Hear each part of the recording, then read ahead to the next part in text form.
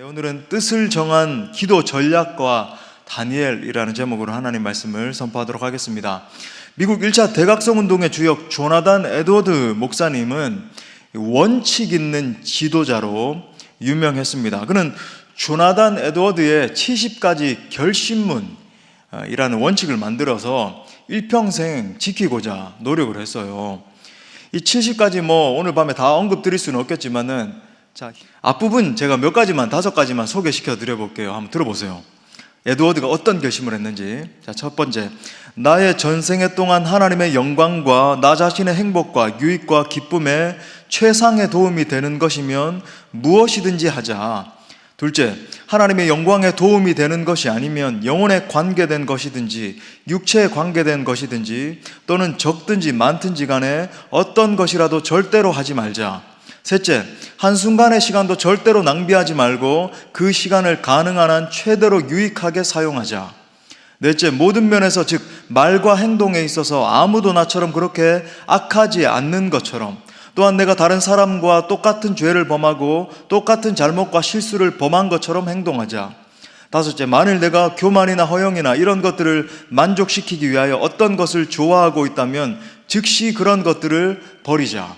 플러스 65가지. 정말 철저하죠. 예. 이 같은 이 철저한 어떤 신앙의 원칙들이 있었기 때문에 그리고 이제 단순히 어떤 주창하는 원칙들만이 아니라 이걸 부여잡고 그죠? 하나님 앞에서 바로 서기 위해서 사투를 벌였던 거죠. 그렇기 때문에 하나님이 그를 기뻐하시고 그를 통해서 미국 1차 대각성 운동이라고 하는 거대한 대부흥의 주역으로 그를 붙드셔서 사용해 주신 거예요. 자, 오늘 본문의 주인공 다니엘의 별명이 뜻을 정한 사람 아닙니까?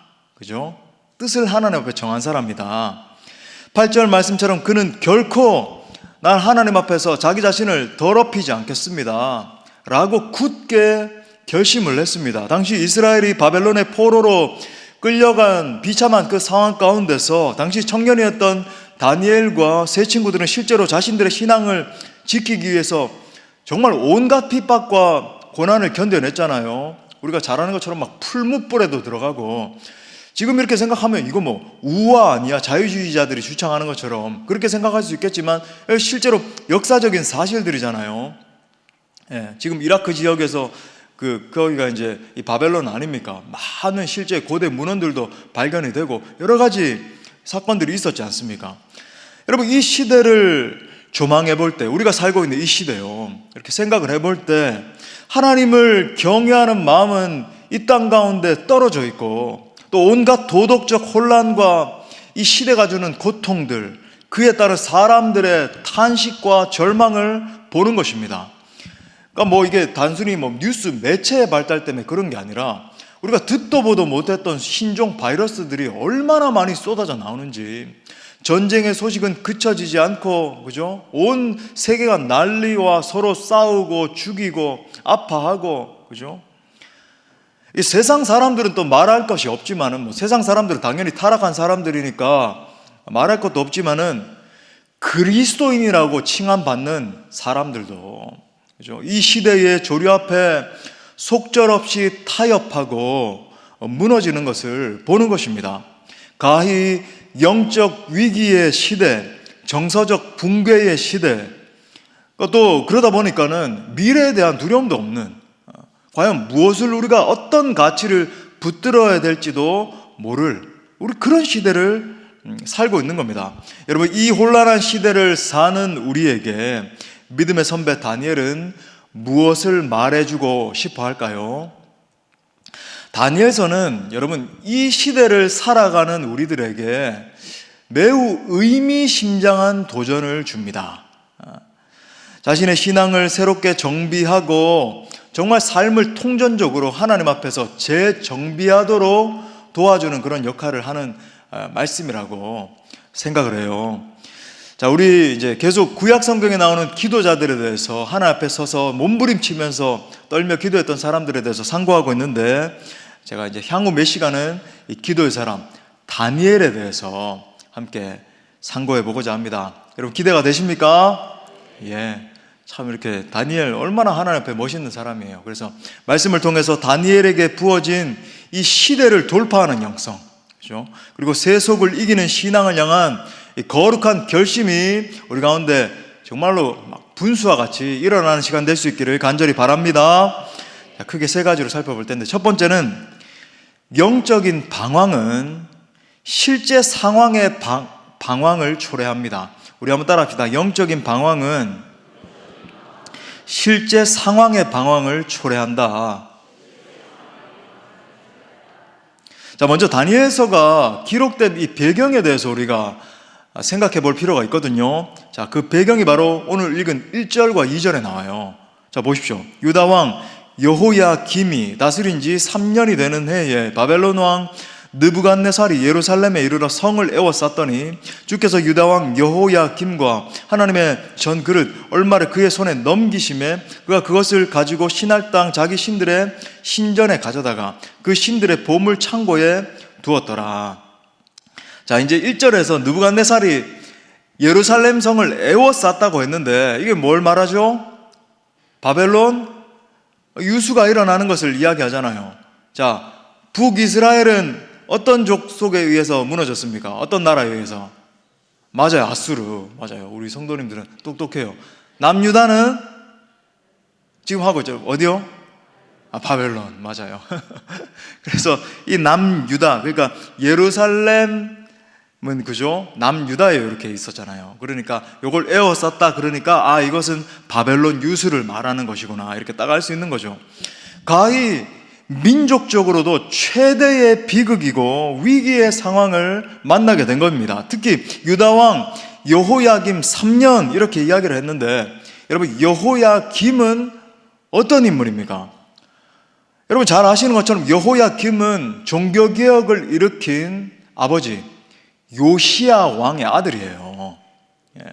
요시야를 향한 하나님의 평가는 정말 성경에서 유래를 찾아보기 어려울 정도로 다윗 같은 왕이 있긴 하지만은 열왕기 상하에서 정말 찾아보기 어려울 정도로 대단한 평가를 하고 계세요, 하나님이.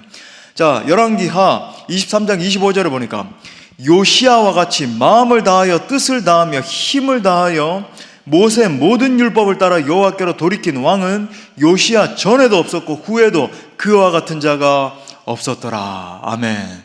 여러분 놀랍죠? 여러분의 인생을 평하면서, 우리의 인생을 평가하면서 하나님이 정말 너의 인생만큼, 네가 하나님을 경외하는 그 마음만큼 너의 그 모든 족보 가운데 전에도 없었고 후에도 없었고 너의 그 마음이 정말로 심요막직하구나 이렇게 평가하신다면 여러분 얼마나 기쁘겠어요. 근데 여러분 모든 이스라엘의 왕들 가운데서 요시야와 같은 왕이 없었더라. 여러분 아는 것처럼 요시야가 정말 철저한 하나님을 경외하는 그 신앙 가운데 통치를 했고, 그 일환으로서 이제 종교 개혁을 일으키고 모든 산당들 다 그죠 막 파쇄시켜 버리고 하나님을 경외하는 신앙으로 모든 백성들을 막 가르치기 시작하고, 그러니까 하나님이 결국은 그의 통치 가운데 복을 주셔서 나라를 강성하게 하시잖아요. 그러니까 영적인 변혁이 있으니까 그것의 결과로서 그죠 실제 상황에 변화가 일어나잖아요. 자, 문제가 뭐냐면 그의 아들 여호야김은 전혀 그렇지 않았다라고 하는 사실입니다. 자, 하나님의 말씀의 기준대로 통치를 한 것이 아니고 눈에 보이는 힘이나 상황에 연연하면서 나라를 다스리는 거예요. 그러니까 소위 중심이 없이 이렇게 눈치만 계속 이렇게 보면서 민심을 살펴야지 이렇게 하면서 그죠 사람들이 이렇게 얘기하면 여기 흥, 또 사람들이 저기 얘기하면 저기 흥, 그죠? 특히 이 당시에는 우리가 오늘 찬양했지만 그는 보이지 않아도 이렇게 찬양을 했지만 하나님은 눈에 보이지 않는다라고 해서 하나님의 말씀을 따르는 것이 아니라 눈에 보이는 막강한 세력이었던 애굽. 그러니까 다니엘이 사실은 다니엘이란다. 바벨론이 사실은 이제 예루살렘 성까지 포위하게 된 이유가 당시 강국으로 일어났던 한 나라를 견제하기 위함이었는데 바로 애굽이었어요. 애굽. 근데 그 당시 바로 옆에 있던 그 애굽이 너무나 막강하니까 애굽의 눈치 보면서 통치하는 거예요.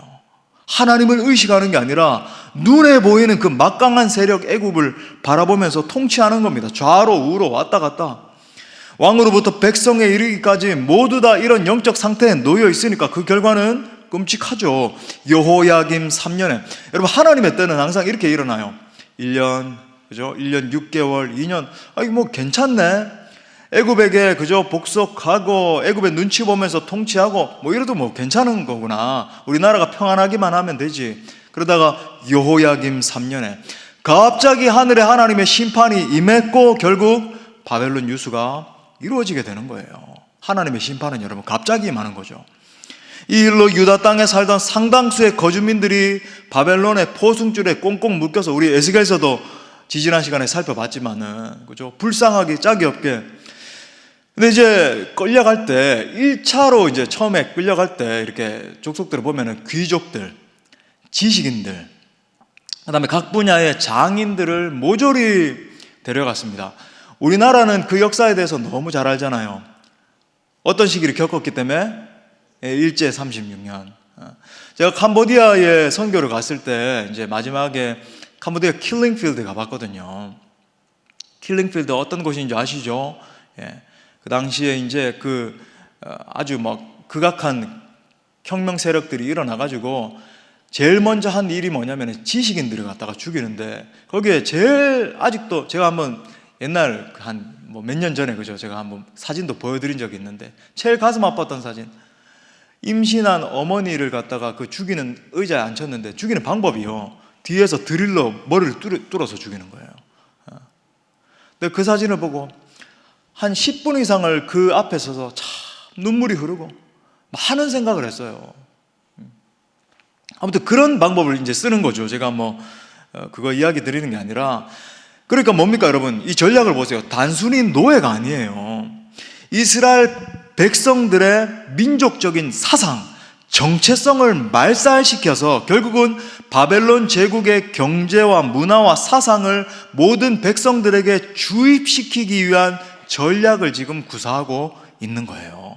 왜 하필이면 모든 나라들이 지식인들을 그렇게 제일 먼저 잡아다가 그렇게 말살시키고 세뇌시키고, 그죠? 안 되면 막 독국물, 마약 같은 것까지 막 주입시켜가지고 사람들의 정신을 개조시켜놓고 왜 그렇게 하는가? 바로 이런 목적 때문에 그런 거죠. 그 총명한 지식인 부류의 그 후손에 여러분 이 다니엘과 세 친구가 이렇게 포함이 돼 있었던 거예요.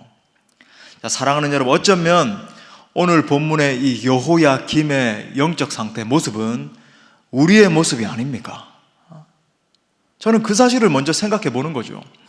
분명 오랫동안 교회에 다니면서 출석하고 봉사도 하고 하지만은 내가 그리스도인이라고 고백을 하고 있지만 정작 나의 움직이는 원리는, 나를 갖다가 사로잡고 나를 이끄는 원리는 하나님의 말씀이 아니라, 하나님의 경외하는 신앙이 아니라, 여러분 이 시대의 조류나 유력한 내 눈앞에 보이는 바로 근무원, 그런 것 아닙니까?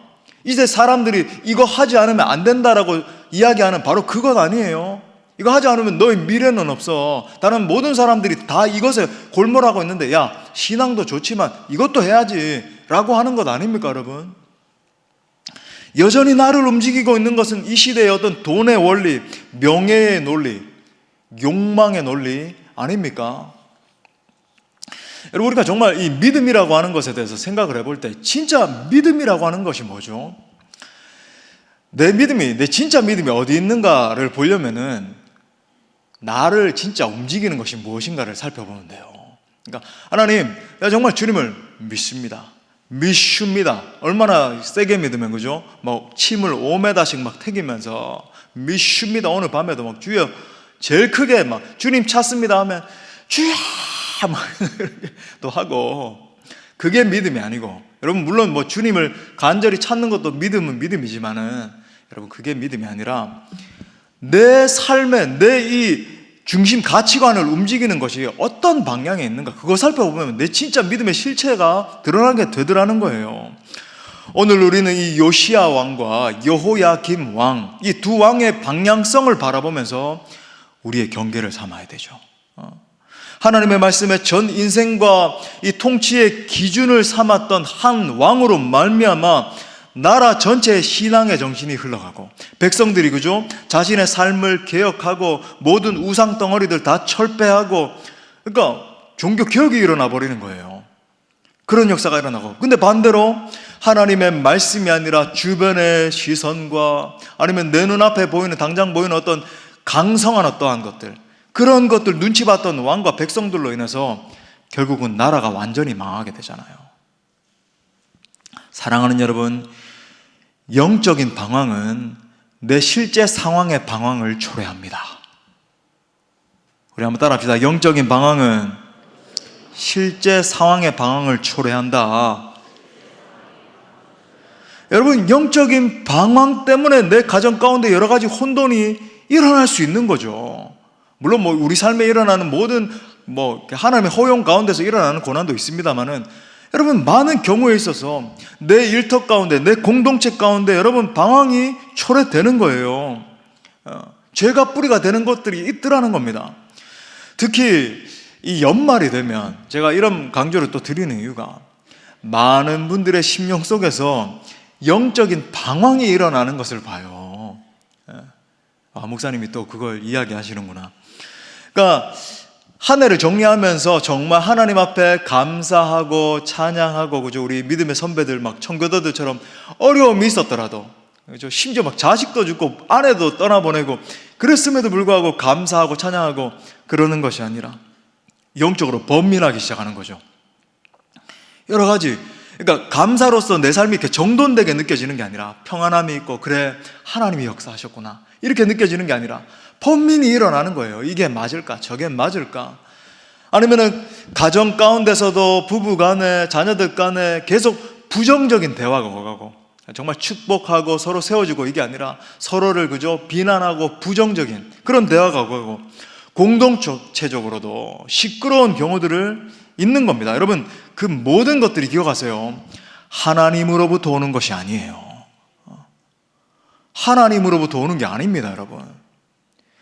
기억하십시오. 영적인 번민과 방황을 그대로 내버려두면, 여러분, 프란시스 셰퍼가 고민하지 않는 그리스도인은 죽은 그리스도인이다 이렇게 이야기했는데, 여기서 말하는 고민은, 여기 말하는 번민을 말하는 게 아니에요. 이건 정말 신앙적으로 하나님을 더 깊이 알기 위해서, 그죠? 여호와께 더 돌아가기 위해서 깊이 생각하고 고민하고, 이 시대 상황을 깊이 또 영적으로 통찰하기 위해서 고민하고, 이런 걸 말하는 거지. 여러분, 영적인 번민을 그대로 내버려두면 반드시 그것은 열매를 맺어요. 내 생각을 잠시 가기 시작합니다. 그래서 여러분의 생각이 하나님 앞에서 또렷이 칼날같이 서서, 마치 에드워드 목사님처럼 서서 기준을 가지고 나아가는 것이 아니라, 이게 맞을까? 저게 맞을까? 저 사람이 주장이 맞을까? 이렇게 해야 될까? 저렇게. 여러분, 그리고 그 생각을 또 가만히 내버려두면 어떤 열매를 맺는 줄 아세요? 내 언어를 잠시 가기 시작하고, 내 삶의 태도를 잠시 가기 시작하고, 내 주변 관계를 다 파괴하기 시작하고, 나중에는 내 인생 전체를 갖다가 삼켜버립니다. 어떤 분들은 너무 기도 많이 하고 여러 가지 헌신도 하고 이렇게 하는 걸 보는데, 입에 계속 부정적인 얘기. 여러분, 오늘 이 연말이 가기 전에 부정적인 말 끊어버릴 수 있기를 축복합니다. 정돈돼야 돼요. 내 옆에 누구는 이게 문제고 저게 문제고, 그 문제 된다라고 하는 그 말 때문에 여러분 망하는 거예요. 상황이 어려움을 겪게 되는 거예요. 당연히 부족한 거 있겠지만 그래도 축복합니다. 잘 될 것입니다. 긍정적으로. 그러므로 사랑하는 여러분, 이 연말에 무엇보다 나의 중심 가운데 하나님으로부터 비껴나간 부분이 없는지 점검할 수 있길 바라요. 혹 나의 삶 가운데, 나의 언어와 태도 가운데, 또 나의 생각 가운데 하나님의 말씀의 기준으로부터 벗어난 부분이 없는지 여러분 철저히 점검해야 됩니다. 저는 여러분의 마음 가운데 영적인 방황이 정리되고, 여러분 방황하지 마세요. 저 교회 가면 우리 교회보다 좀 더 좋은 거 있을까? 또 저 교회 가면 한 2, 3년 있다가, 여러분 이 시대에 영적인 철새들이 얼마나 많은지, 여기 왔다 저기 갔다. 여러분, 영적인 방황이 정리되고 하나님의 말씀의 기준 앞에 새롭게 정립되고 세워질 수 있기를 축복합니다. 자, 큰 두 번째로, 다니엘의 영적 결단이 하나님의 일하심을 촉발시켰습니다. 우리 또 크게 따라합시다. 우리 잠도 확 깨면서, 영적인 결단이 하나님의 일하심을 촉발시켰다. 자, 왕과 백성들이 전부 하나님의 말씀을 떠나 바벨론 포로라는 이 수렁 가운데 빠졌을 때에 분연히 일어나는 한 사람이 있었습니다. 바로 다니엘이죠. 예. 자, 이 다니엘과 세 친구를 포함한 이 지식인들을 데려와서 바벨론인들이 한 참 이렇게 나쁜 짓들이 있어요. 한마디로 말하면 이제 문화적인 세뇌 정책이죠. 그러니까 겉으로 보기에는 세 가지를 이제 시행을 했어요. 첫 번째 뭐냐면 언어와 문학을 가르침을 통해서 너희들 정말 똑똑하게 만들어줘야지, 이게 아니라 소위 바벨론적인 세속적인 사고방식에 완전히 젖어들게 만들었어요. 그러니까 그럼 보세요. 사탄 마귀는 우리를 사로잡는데 사고방식을 변화시키죠. 항상 여러분 어떤 사람이 어떤 선택을 하면 사고방식의 변화가 일어나요. 그죠? 저 나쁜 저 신천지들 있잖아요. 가면은 6개월 코스, 1년 코스 이렇게 지나게 하면서 세뇌 교육 시켜서 사고방식의 변화 먼저 시키는 거예요. 그러니까 나중에 in conclusion, 결론적으로 이만희가 하나님이다 그러면 아멘. 서울대 연고대 나오고 막 똑똑한 해외 유학파들이 이만희가 하나님 그러면 아멘 그래요. 이거 말이 되는 소리를 해야지. 사고방식. 자, 두 번째는 뭐냐면 문화적 유화 정책의 일환으로서 왕의 음식과 포도주를 먹게 하는 겁니다. 이건 뭐냐면 라이프 스타일을 바꾸는 거예요. 성경적으로 하나님 나라 백성으로서 여러분 레위기에 나오는 수많은 법들, 출애굽기에 나오는 그 많은 법들을 주신 이유가 뭐죠? 하나님 나라 백성으로서의 라이프 스타일을 쉽게 말하면 가르쳐 주시는 거잖아요. 너희들 그거 벗어버리고 바벨론적인 라이프 스타일을 가져라 라는 거예요. 자, 세 번째는 창시 계명을 통한 오늘 우리 본문에서 읽은 것처럼 그죠? 정체성의 변경입니다. 여러분 이름을 바꾸는 건 여러분 정체성이 변경되는 것을 이야기하는 거죠. 그러니까 일본도 우리에게 창시 계명을 강요한 이유가 바로 그런 건 아니에요. 그래서 여러분 다니엘은 벨드사살로, 세 친구도 사드락, 메삭, 아벳느고 우리 잘 아는 것처럼 그렇게 바꿨잖아요. 근데 여러분 많이 들어보셨겠지만 이 네 가지 이름 그리고 뭐 이 네 명뿐만 아니라 다른 그죠 사람들도 다 이렇게 바꿨을 텐데 이 이름들의 특징이 있어요. 바벨론 신들의 이름이었다라고 하는 사실입니다. 그러니까 그죠 무슨 말인가 이런 거예요. 쉽게 말하면 너희들이 원하는 거 다 줄게. 뭐 포도주도 주고 왕의 음식도 주고 이 땅에서 누릴 수 있는 뭐 학식도 뭐 배울 수 있게 해주고 그죠? 지금으로 따지면 좋은 대학도 들어가게 해주고 뭐 나중에 끝나면 취업도 잘 되게 해주고 다 해줄게. 그렇게 누리되 하나님 백성으로서의 정체성은 버려. 그것만 하면 돼. 이런 거예요. 너 이 세상에서 서울대도 가고 성공도 하고 여러분 공부하지 말라는 거 아니에요. 서울대 가지 말라는 거 아닙니다. 또 그렇게 우리 목사님이 서울대는 가지 말래 또 그렇게 이상하게 적용하지 말고 열심히. 근데 이제 그것만 추구하는 걸 이야기하는 거죠. 세속적인 가치만 그죠?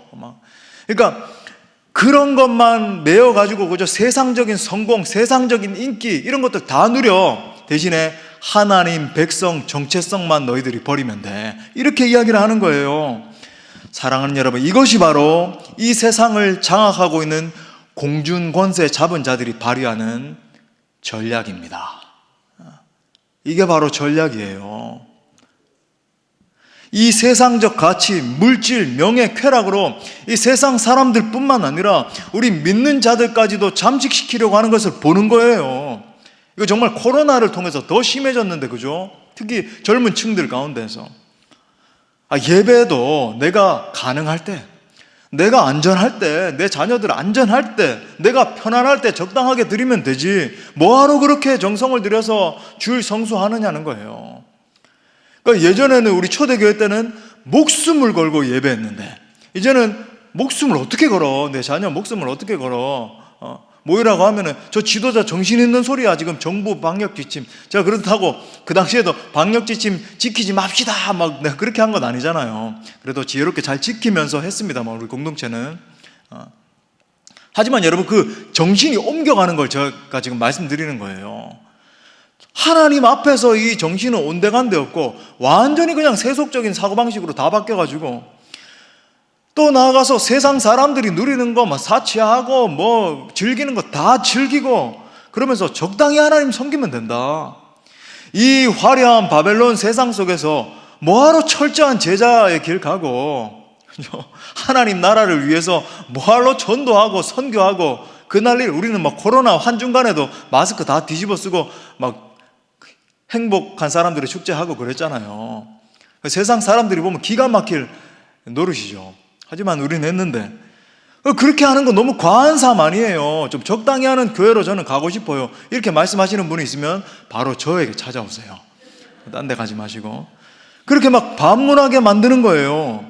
여러분, 이같이 맹렬한 시대 정신의 공격 앞에 다니엘은 철저히 맞서서 나를 세웁니다. 그죠? 분열이 일어나는 거예요. 우리 8절 말씀 다 같이 읽겠습니다. 시작. 다니엘은 뜻을 정하여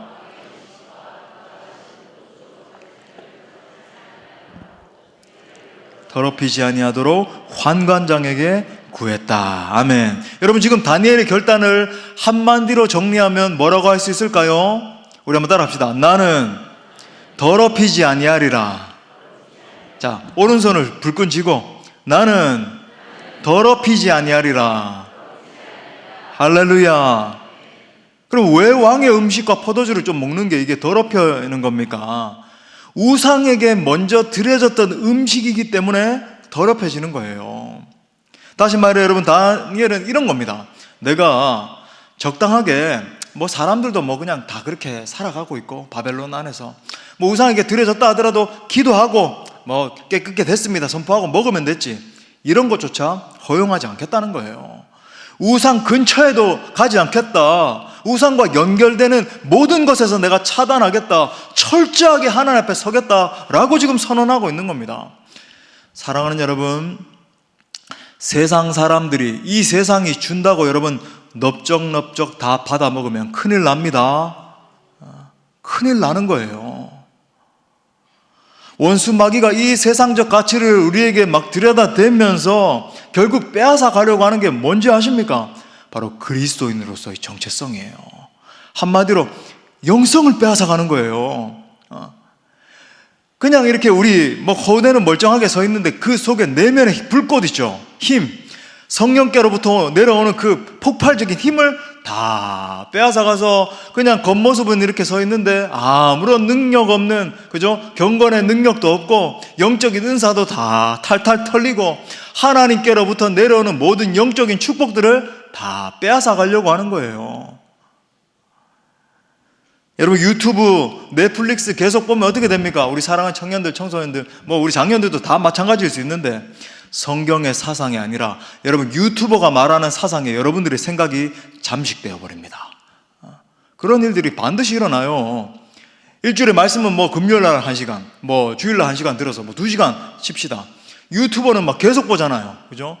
물론 뭐 이렇게 뭐 김창옥 교수님이라든지 일반인들 중에서도 조승현 작가 뭐 이런 분들 참 이렇게 참 박식하고 똑똑하고 이런 분들 뭐 그런 분들도 간혹 계시더라고요. 근데 대부분은 아주 이 세속적이고, 그죠? 뭐 이렇게 하면은 성공하고 이렇게 하면 투자하면은 뭐 되고 뭘 어디를 저기를 사야 되고 팔아야 되고. 여러분, 세상 가치, 여러분 집에 가셔서, 그죠? 이렇게 말씀 듣고 집에 가서 내가 오늘 이제 말씀 잘 듣고 은혜 받았으니까 한 2시간만 넷플릭스 시리즈 또 보고 자자. 그러면 어떻게 될까요? 여러분, 넷플릭스가 전략적으로 계속 동성애 사상, 음란 사상 주입하고 있는 거 여러분 아세요? 대부분 넷플릭스 프로그램은 반기독교 사상, 동성애 사상, 음란함들 다 들어있습니다. 그런 게 1위들 하고 그래요. 오징어 게임도 그 대표작이잖아요. 미국 작품들도 다 그렇고. 여러분, 그렇게 되면 하나님의 말씀이 나를 사로잡는 게 아니라 넷플릭스가 주입하는 그 세상적인 더러운 것들이 내 모든 사상을 장악하게 돼요. 뜻을 정하고 결단할 수 있기를 축복합니다. 여러분 9절에 보세요. 그렇게 했을 때 어떤 역사가 일어나는가? 하나님이 다니엘로 하여금 환관장에게 은혜와 긍휼을 얻게 하신지라. 그러니까 하나님이 개입하셔서 환관장의 마음을 움직여 주셔서 다니엘에게 호감을 갖게 하시고 은혜를 베풀어 줬다. 이거 하나만 더 살펴보고 넘어가야 되는데, 전체적으로 보면 여러분 다니엘서 1장에 총 3번에 걸쳐서 하나님의 강권적인 개입이 나와요. 자, 성경 다시 보세요.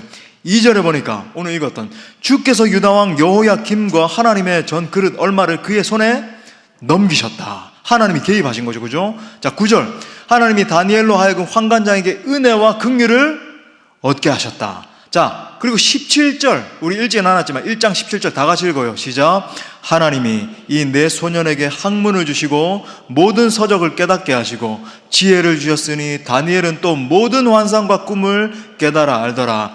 여러분, 여기서 우리가 깨달아 알 수 있는 게 뭡니까? 바벨론 유수를 통해서 이스라엘 백성들의 영적 상황을 정화시킨 그 일도, 그 다음에 환관장의 마음을 움직여서 은혜를 얻게 하신 그 일도, 다니엘에게 지혜와 환상을 열어주시고 꿈을 주시고 총명함을 주심도 다 하나님이십니다. 그러니까 여러분, 우리가 결국은 이 다니엘서를 읽으면서 깨달을 수 있는 한 가지는 뭐냐면 하나님의 주권이에요. The sovereignty of God. 하나님의 주권, 그죠? 역사의 주관자는 하나님이라는 사실이에요.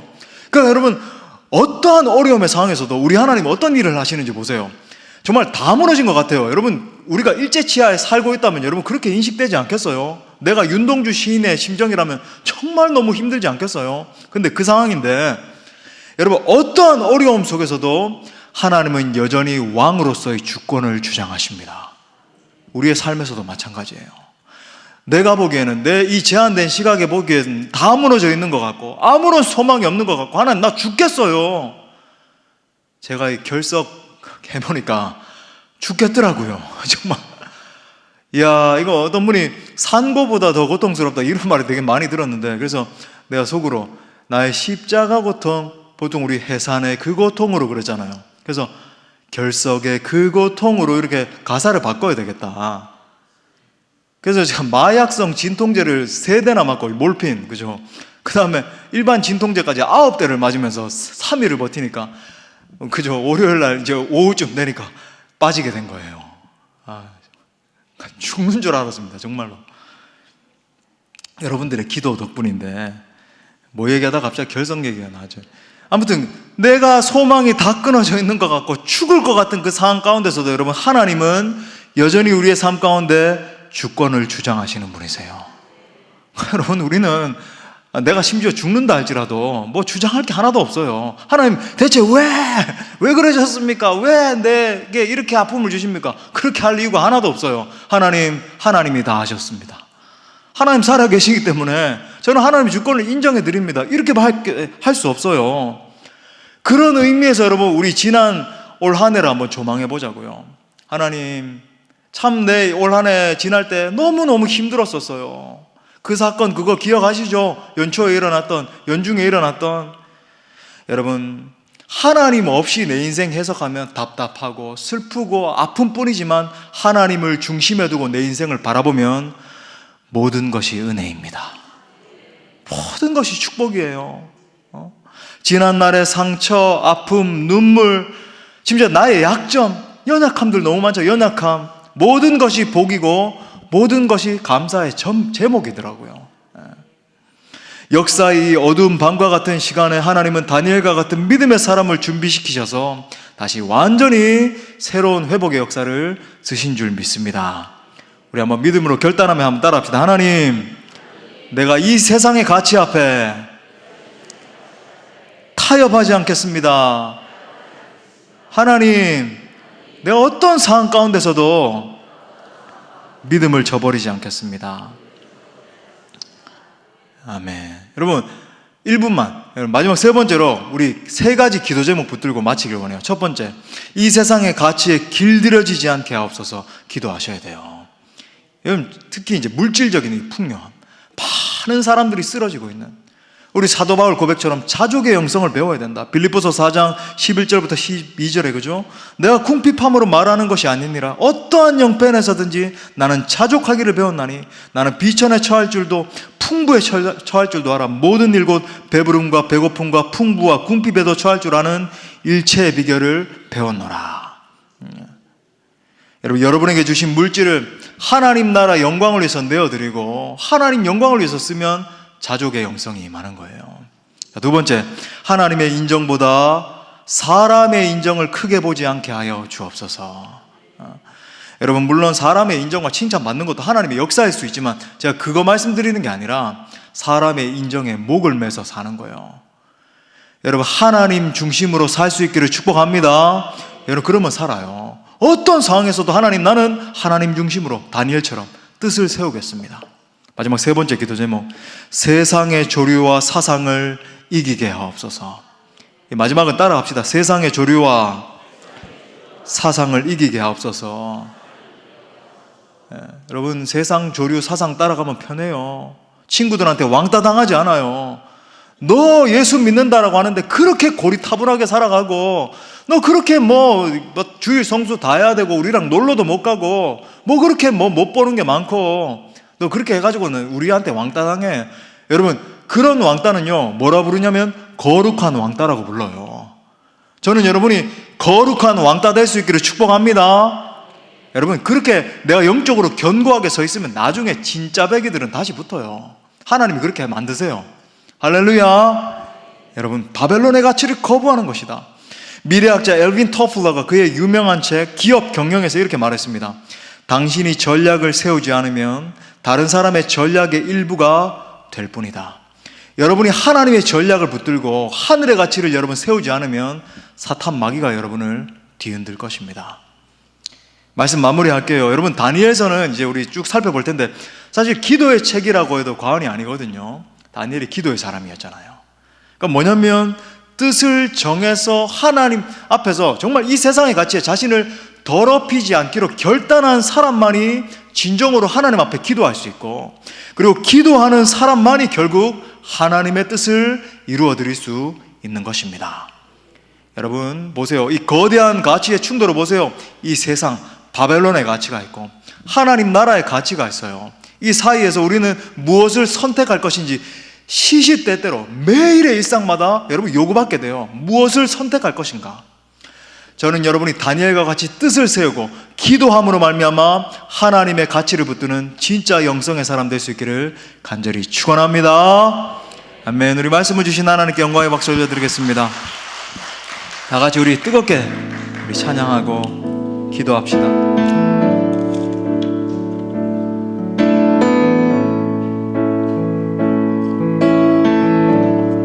내 모든 것 나의 생명까지, 내 모든 것 나의 생명까지 다 주님 앞에, 다 주님 앞에 드립니다.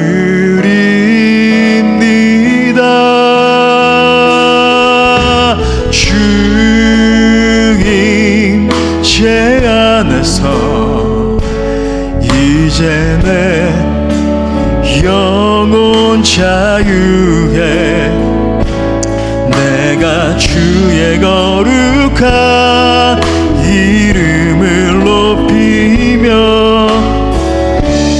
예배하리. 아멘. 다니엘처럼 어린 양 찬양하리. 내 평생 그 하나로 충분해요. 어린 양 찬양하리. 내가 주의 임재 안에서 내 모든 것 나의 생명까지, 내 모든 것 나의 생명까지 다 주님 앞에, 다 주님 앞에 드립니다. 드립니다. 주 임재 안에서, 주 임재 안에서 이제 내 영혼 자유에 내가 주의 거룩한 이름을 높이며 예배. 우리 결단하며 어린 양 찬양, 어린 양 찬양하리. 내 평생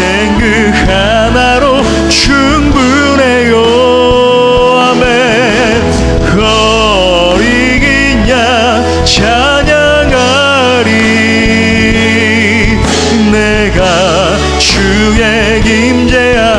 하나님 사랑의 눈으로, 하나님 사랑의 눈으로 너를 어느 때나 바라보시고, 하나님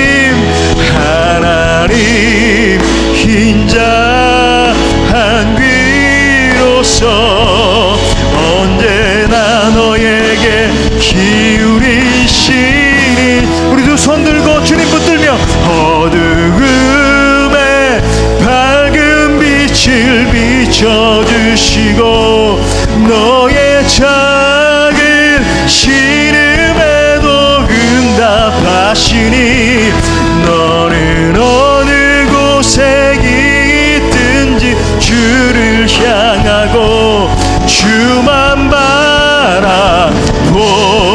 다시 한번 하나님 사랑의 눈으로, 하나님 아멘 사랑의 눈으로 너를 어느 때나 바라보시고, 하나님 인자한 귀로서 언제나 너에게 기울이. 여러분 우리 하나님 그런 분이세요. 어둠에 밝은 빛을 비춰주시고 너의 작은 신음에도 응답하시니. 너는 어느 곳에 있든지 주를 향하고 주만 바라보. 이 시간 우리 말씀 붙들고 함께 기도할 때 다니엘과 같이 하나님 앞에 칼끝 같은 뜻을 정하기로 여러분 결정합시다. 영적으로 번민하고 방황하고 있는 지체들 계십니까? 오히려 여러분 그 모든 것들을 사실 회개해야 돼요. 내 삶에 어떤 이슈가 있기 때문에 그런 게 아니라 내가 죽기로 결단하지 않았기 때문에 아직도 번민하고 있는 거예요. 나를 위해서 물과 피를 쏟으신 예수 그리스도의 그 십자가가 있는데 여러분 번민할 게 뭐 있어요? 내가 죽기로 결정했는데. 예수님 따라가는 그 제자의 길은 여러분 내가 죽는 길이에요. 주님 난 죽었어요. 할렐루야 아멘이십니까? 여러분 내가 머리 굴리면서 살고 내가 다 계산하고 내가 내 인생의 왕자리에 있는 건 여러분 내려놔야 하나님이 진짜 붙들어 쓰시는 거예요. 이 시간 함께 기도합시다. 하나님 내가 하나님 앞에 뜻을 정하기로 결정합니다. 뜻을 정하고 말씀을 붙들게 하시고 뜻을 정하고 기도하게 하시고 뜻을 정하고 순종하게 하여 주옵소서. 여러분 바벨론 포로 상황처럼 여러분 어떤 상황이라 할지라도 하나님 나 죽어요, 나 죽을 것 같아요, 여러분 그것도 상관없어요. 풀무불에 들어가고 사자굴에 들어간다 할지라도 오직 주님만 나의 소망 삼고 끝까지 주님의 제자로서 쫓아가기를 소원합니다. 우리 간절히 주님 세 번 찾고 기도합시다. 주여